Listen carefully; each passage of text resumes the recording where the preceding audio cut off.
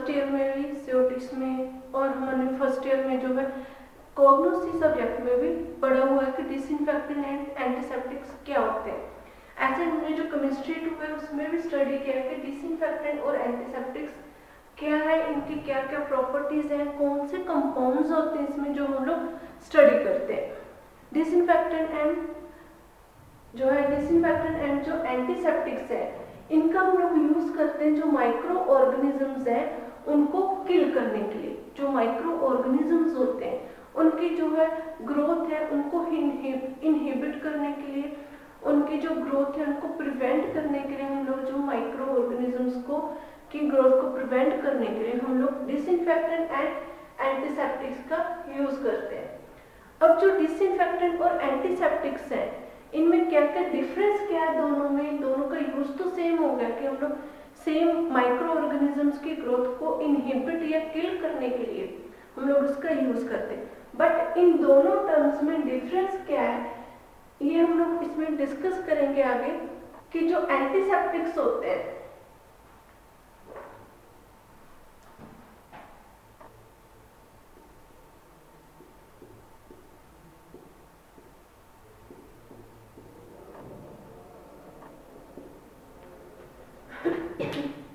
जो एंटीसेप्टिक्स का हम लोग यूज किस में करते हैं, जो लिविंग ऑर्गेनिजम्स है।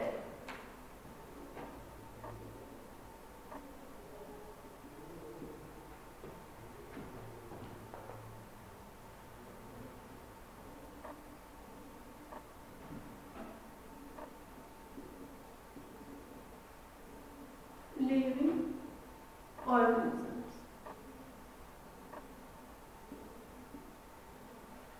एग्जाम्पल ह्यूमन बीइंग,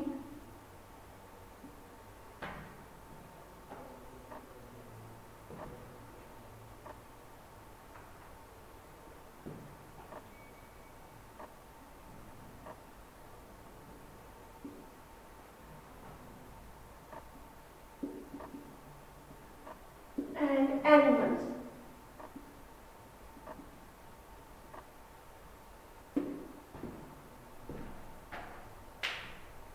जो लिविंग एंटीसेप्टिक्स है, एंटीसेप्टिक हम लोग यूज करते हैं लिविंग ऑर्गेनिजम्स। जो लिविंग ऑर्गेनिजम्स है उनमें जो माइक्रो ऑर्गेनिजम्स है, लिविंग ऑर्गेनिज्म में अगर माइक्रो ऑर्गेनिजम्स है उनके ग्रोथ को प्रिवेंट करने के लिए लिविंग ऑर्गेनिजम्स कौन कौन से हो गए हमारे, ह्यूमन बीइंग्स एंड एनिमल्स, उनके लिए हम लोग एंटीसेप्टिक्स यूज करते हैं। जैसे एग्जाम्पल किसी भी कोई पर्सन है उसके कोई कट लग गया, चोट लगी है, उसमें जो है इन्फेक्शन हो रही है तो उसको हम लोग एंटीसेप्टिक से क्लीन करेंगे ताकि जो उसमें जो माइक्रो ऑर्गेनिजम्स हैं वो किल हो सके। उन एंटीसेप्टिक्स को हम लोग यूज करते हैं माइक्रो ऑर्गेनिजम्स को किल करने के लिए। अब है डिसइंफेक्टेंट।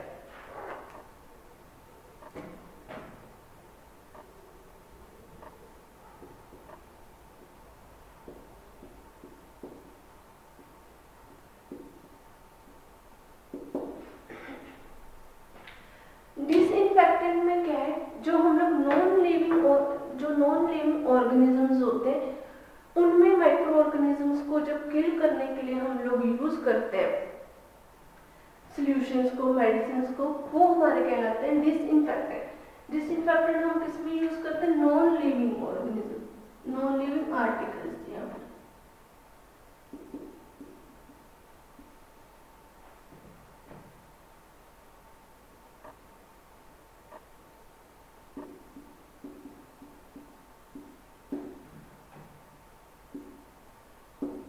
एग्जाम्पल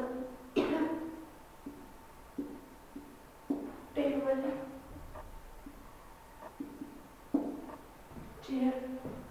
जो डिसइंफेक्टेंट में क्या है कि हम लोग जो टेबल, चेयर्स, फ्लोर को क्लीन करने के लिए या फिर जो हमारे इंस्ट्रूमेंट्स हैं उनको क्लीन करने के लिए जो मेडिसिन, जो जिन ड्रग्स का हम लोग यूज करते हैं उनको हम लोग बोल देते हैं डिसइंफेक्टेंट। ये क्या होगा, नॉन लिविंग ऑर्गेनिजम्स या नॉन लिविंग आर्टिकल्स हो गए जिसको हम लोग डिसइंफेक्टेंट का यूज करते हैं। अब जो डिसइंफेक्टेंट है, डिसइंफेक्टेंट एंड स्टेरिलाइजेशन, इनमें क्या डिफरेंस है। डिसइंफेक्टेंट एंड स्टेरिलाइजेशन में क्या डिफरेंस है वो हम लोग डिस्कस करेंगे। इसमें नेक्स्ट टर्म आ जाती है हमारी स्टेरिलाइजेशन।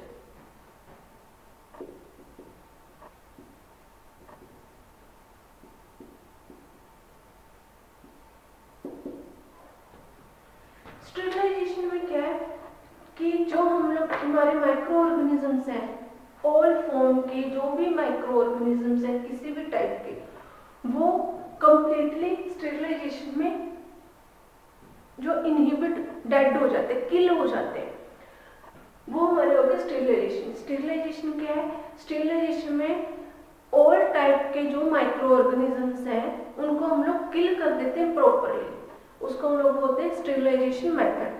बट डिसइंफेक्टेंट में क्या होता है कि डिसइंफेक्टेंट में जो हमारे माइक्रो ऑर्गेनिजम्स हैं उनको हम किल नहीं कर पाते कंप्लीटली, उनको सिर्फ इनहिबिट कर पाते, उनकी ग्रोथ को प्रिवेंट कर सकते हैं, बट उनको कंप्लीटली हम लोग किल नहीं कर पाते, वो है डिसइंफेक्टेंट। अब स्टेरिलाइजेशन में मेथड में क्या है, जो इससे जो हमारे माइक्रो ऑर्गेनिजम्स हैं उनके नंबर ऑफ माइक्रो ऑर्गेनिजम्स क्या है कम होने लग जाते हैं, जिससे जो है हमारे प्रिपरेशंस हो गए या फिर हमारे जो इंस्ट्रूमेंट्स हैं वो पूरी तरह क्लीन हो जाते हैं एंड कंप्लीटली वो क्या उसमें से माइक्रो ऑर्गेनिज्म से जो वो डिस्ट्रॉय हो जाते हैं। नेक्स्ट हमारे पास आ जाता है एक गुड एंटीसेप्टिक एंड डिसइंफेक्टेंट है, जो उनमें क्या क्या क्वालिटीज होनी चाहिए, उनकी क्या क्या कैरेक्टरिस्टिक्स है।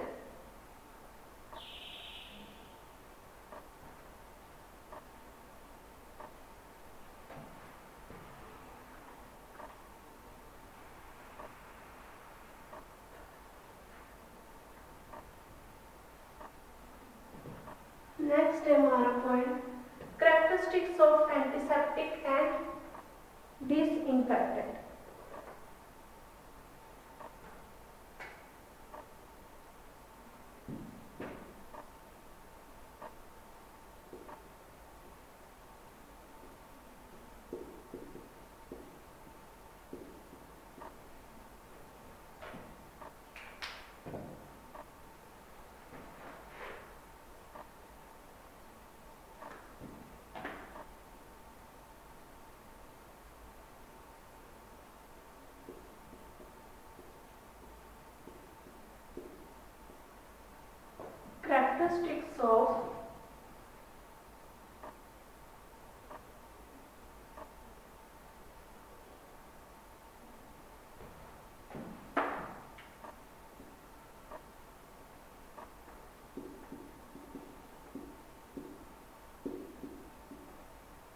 Characteristics of antiseptic and disinfectant।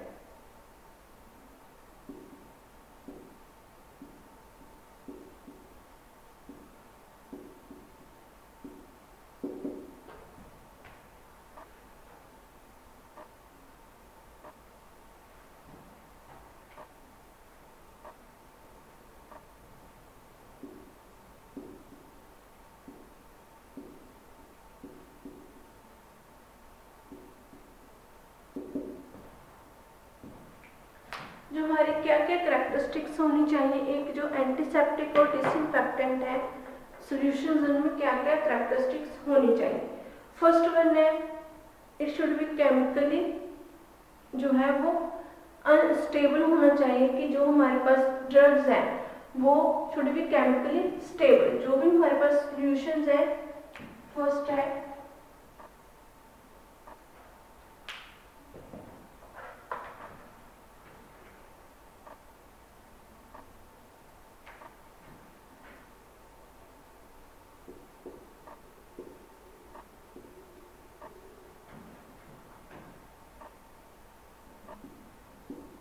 it should be chemically stable,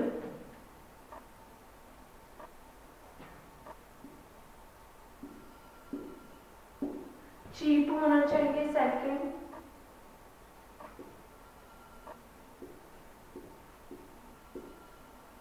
third है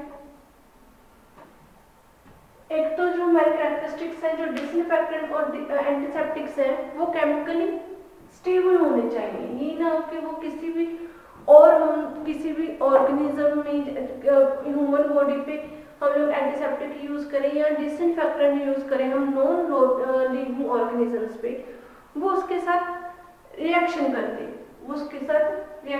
हैं। उससे क्या होता है कि जो हमारे आर्टिकल्स हैं या ह्यूमन बॉडीज हैं, टिश्यूज हैं, ऑर्गन्स हैं, उनमें प्रॉब्लम क्रिएट हो सकती है। इसलिए ये केमिकली इनर्ट या केमिकली जो है वो स्टेबल होने चाहिए। सेकंड है ये हमारे पास जो कंपाउंड्स है वो चीप होने चाहिए कि इजीली अवेलेबल भी हो जाए और चीप, ज़्यादा कॉस्टली भी नहीं होनी चाहिए कि जो पेशेंट्स हैं उनको जो है परचेज ना कर पाए। नेक्स्ट जो हमारे पास है इसमें, it is active against all pathogens. जो एंटीसेप्टिक्स है वो क्या है, एक्टिवली ऑल जो पैथोजेंस हैं उनके अगेंस्ट एक्टिव होने चाहिए। It is active against all pathogens.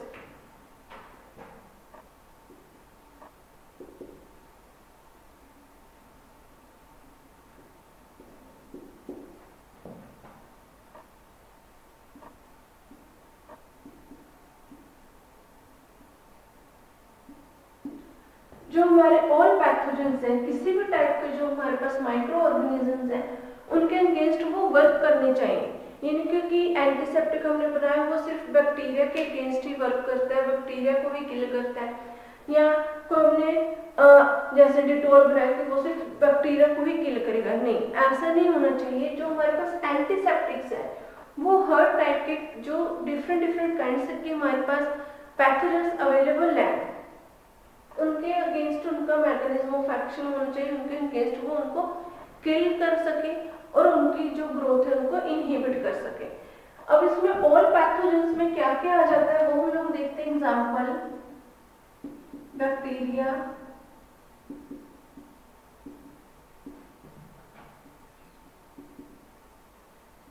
Viruses,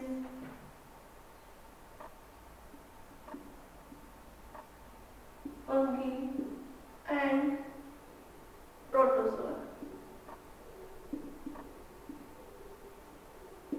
जो भी हमारे बैक्टीरिया हैं, पैथोजेंस हैं, उनको वो डिस्ट्रॉय कर सके, ऐसे हमारे पास जो एंटीसेप्टिक्स है उनमें ये क्वालिटीज होनी चाहिए। नेक्स्ट है जो हमारे पास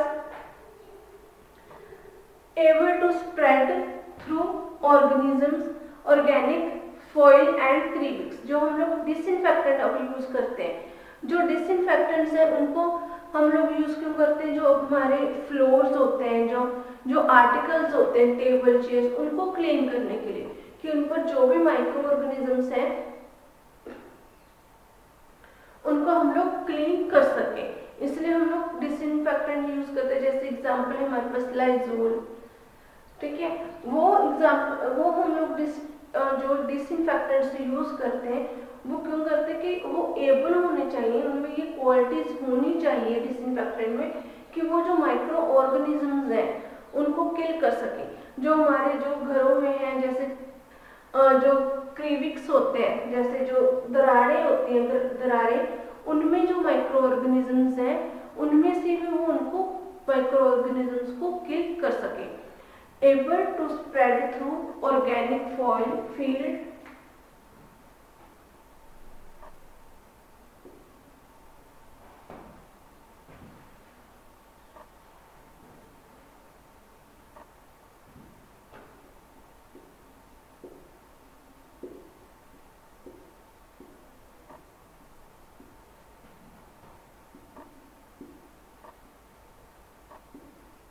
able to spread through organic fold,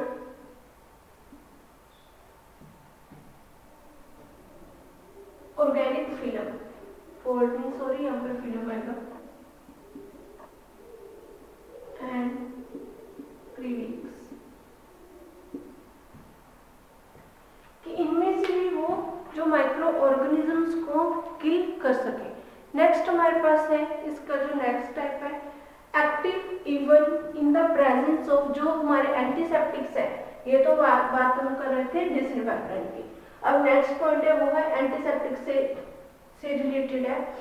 जो एंटीसेप्टिक्स है, एंटीसेप्टिक्स का हम लोग यूज करते हैं वो एक्टिव होने चाहिए। एंटीसेप्टिक्स ब्लड, पल्स या किसी भी टाइप का जो हमारी बॉडी में इन्फेक्शन हो रही है, पल्स में, ब्लड में, जो ब्लड में इन्फेक्शन हो जाती है, जो है पल्स है या एक्सक्रीटा है, जो हमारे जो बोन्स में से एक्सक्रीट निकलते रहते हैं, पल्स निकलती रहती है, उनमें उनकी जो है उनमें माइक्रो ऑर्गेनिजम्स को किल करने के लिए हमें क्वालिटीज होनी चाहिए जो एंटीसेप्टिक्स है हमारे।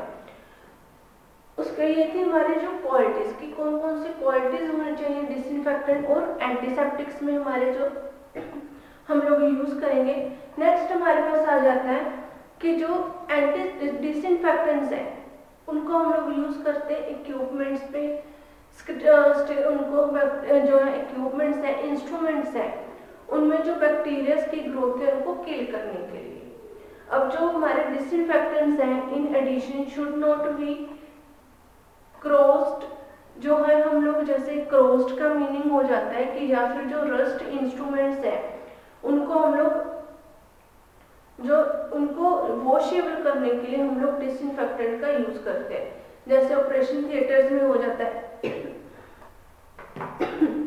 जैसे ऑपरेशन थिएटर्स है, ऑपरेशन थिएटर में जो इक्विपमेंट्स यूज होते हैं उनमें उनको हम लोग डिसइंफेक्टेंट के साथ वॉश करते हैं कि उनमें जो भी माइक्रो ऑर्गेनिजम्स प्रेजेंट हैं, किसी पेशेंट के ऑपरेट के बाद अगर माइक्रो ऑर्गेनिजम्स हैं तो वो प्रॉपरली किल हो सके, इसलिए हम लोग डिसइंफेक्टेंट्स का यूज करते हैं।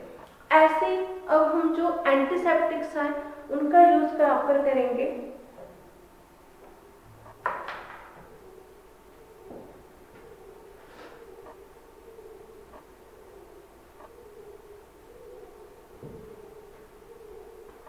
डिसइंफेक्टेंट का यूज तो हम लोग जो इंस्ट्रूमेंट्स है, इक्विपमेंट्स है, रस्टिंग इंस्ट्रूमेंट्स है या जो हमारे हम लोग ऑपरेशन थिएटर्स में यूज करते हैं, कहीं भी हम लोग हेल्थ से रिलेटेड जो इंस्ट्रूमेंट्स को यूज करते हैं उनको क्लीन करने के लिए, वॉशेबल करने के लिए हम डिसइंफेक्टेंट का यूज करते हैं। अब हमारे पास है कि एंटीसेप्टिक्स हैं जो उनका हम लोग यूज कहाँ कर सकते हैं। जो हमारे पास an antiseptic is addition should be, हम लोग जो एंटीसेप्टिक्स है उनका यूज कहाँ करेंगे।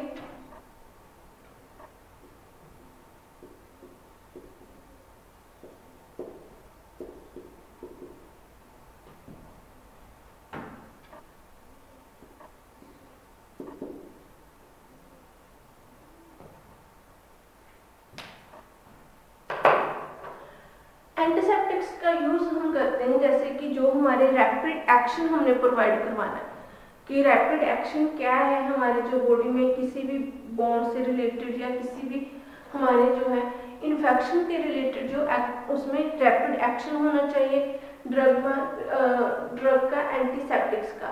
एंड जो हमारे पास प्रोडक्ट है जो सस्टेन प्रोटेक्टिव्स है, जो हमारा एंटीसेप्टिक्स है वो सस्टेन प्रोटेक्टिव होना चाहिए, मतलब जो सस्टेन का मीनिंग है कि वो अपना एक्शन है लॉन्ग टाइम तक रखे। पहला तो है उसमें कि एंटीसेप्टिक हम रैपिड एक्शन के लिए यूज करते हैं,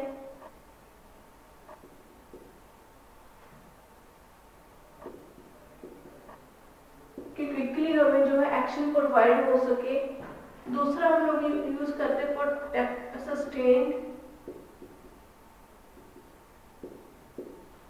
सस्टेन एक्शन के लिए, कि जो हमारे पास ड्रग है, ड्रग का हम लोग जो यूज करते हैं उसमें वो लंबे टाइम तक, लॉन्ग टाइम तक अपना एक्शन प्रोड्यूस करे, उसको प्रोटेक्ट कर सके हमारे जो है इन्फेक्शंस को, sustain protection.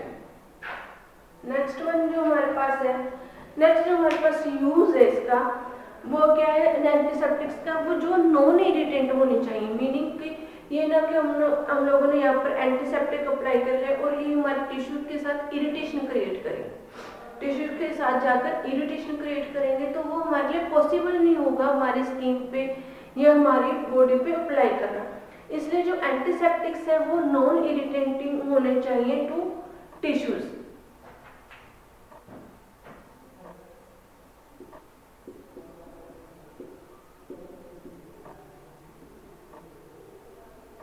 non-irritating to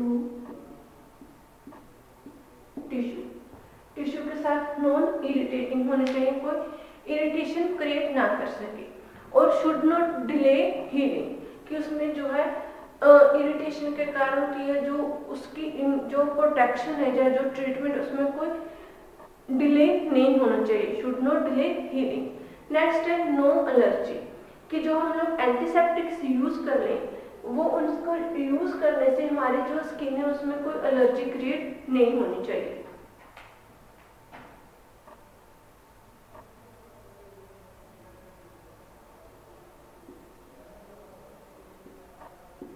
no allergy, कोई भी एंटीसेप्टिक यूज करेंगे हम लोग जैसे डिटोल, सैवलॉन, कोई भी एंटीसेप्टिक जब यूज करते हैं तो उससे हमारे हैंड्स पे, स्किन के किसी भी बॉडी पार्ट पे जहाँ पर हम यूज करेंगे कोई एलर्जी क्रिएट नहीं होनी चाहिए।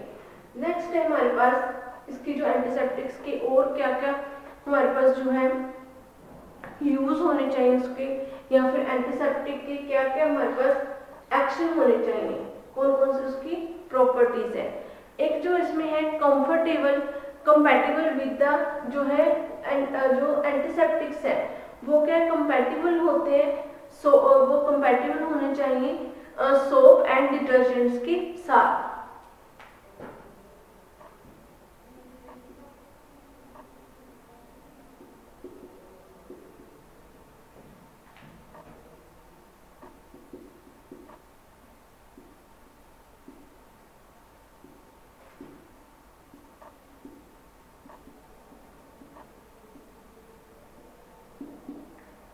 कंपैटिबल होने चाहिए सोप एंड डिटर्जेंट्स के साथ, ताकि इसी को हम एंटीसेप्टिक को इजीली यूज कर सके और उनको इजीली रिमूव कर सके, इसमें कोई भी इसके जो है एक्शन या फिर कोई रिएक्शन क्रिएट नहीं होनी चाहिए, कोई एलर्जी नहीं होनी चाहिए। अब एंटीसेप्टिक्स को हम लोग क्यों यूज करते हैं ये हमने पढ़ा, क्योंकि एक तो उनमें रैपिड एक्शन होता है, जो एंटीसेप्टिक्स है वो क्विकली एक्शन प्रोवाइड करते हैं।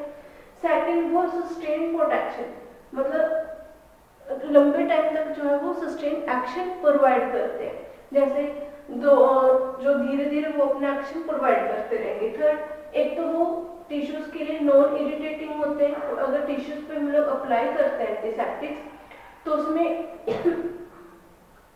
कोई इरिटेशन क्रिएट नहीं करते, उससे हमें क्या जो पेशेंट है वो अनकंफर्टेबल फील नहीं करता, उसमें कोई इरिटेशन जो है वो स्टार्ट नहीं करेंगे। ना ही अगर हम जो एंटीसेप्टिक जो यूज करते हैं उससे कोई एलर्जी नहीं होती, नो एलर्जी क्रिएट। नेक्स्ट है जो एंटीसेप्टिक्स हम यूज करते हैं वो कंपैटिबल होने चाहिए सोप एंड डिटर्जेंट्स के साथ। नेक्स्ट है हमारा स्पेक्ट्रम ऑफ एक्टिविटी, जो हमारे एंटीसेप्टिक्स हैं और हमारे जो डिसइंफेक्टेंट है उनकी स्पेक्ट्रम एक्टिविटी क्या है वो हम देखेंगे इसमें। स्पेक्ट्रम ऑफ एक्टिविटी,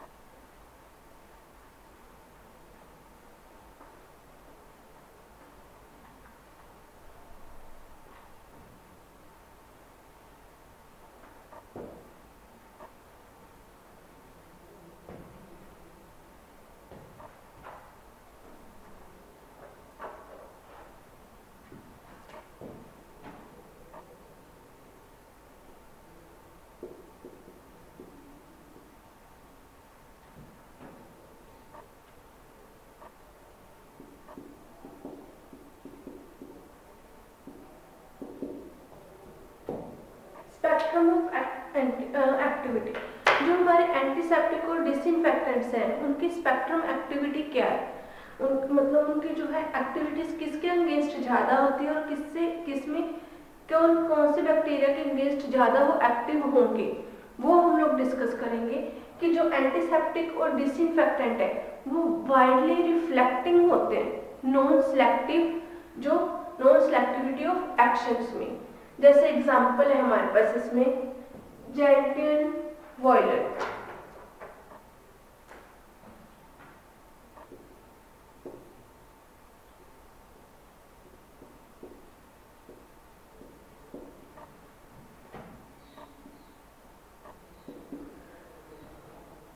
जो जेंटियन वॉयलेट है हमारी ड्रग या फिर हमारे जो एक example quaternary ammonium antiseptic,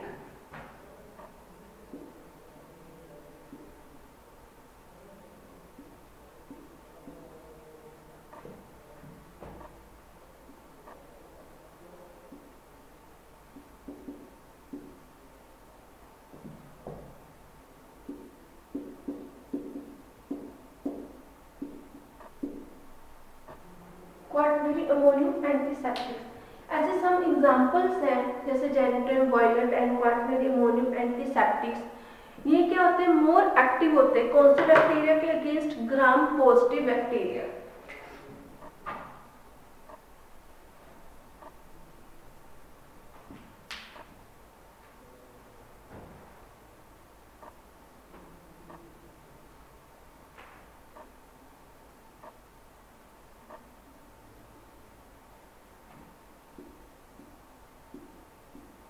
more active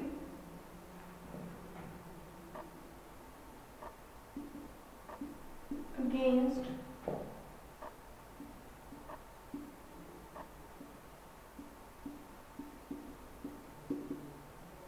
gram positive bacteria. हमारे दो टाइप के बैक्टीरिया होते हैं, gram negative and gram positive. अब जो हमारे पास जेनेटिन वॉयलेट क्वाटरनरी अमोनियम एंटीसेप्टिक्स हैं, ये क्या होते हैं, ये मोर एक्टिव है क्योंकि अगेंस्ट जो ग्राम पॉजिटिव बैक्टीरिया है उनके अगेंस्ट ये मोर एक्टिव है। एंड देन जो हमारे पास गोनोकोकाई है वो क्या है, ग्राम नेगेटिव जो बैक्टीरिया हैं उनके अगेंस्ट वो ज्यादा एक्टिव है।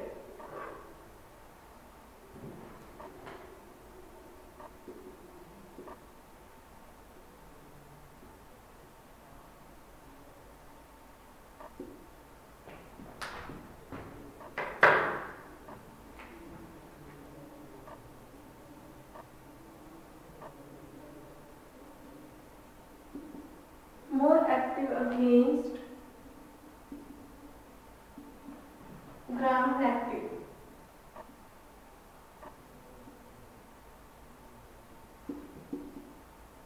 जो ग्राम नेगेटिव बैक्टीरिया है उनके अगेंस्ट ज्यादा जो गोनोकोकाई है वो अपनी एक्टिविटी ज्यादा शो करते हैं।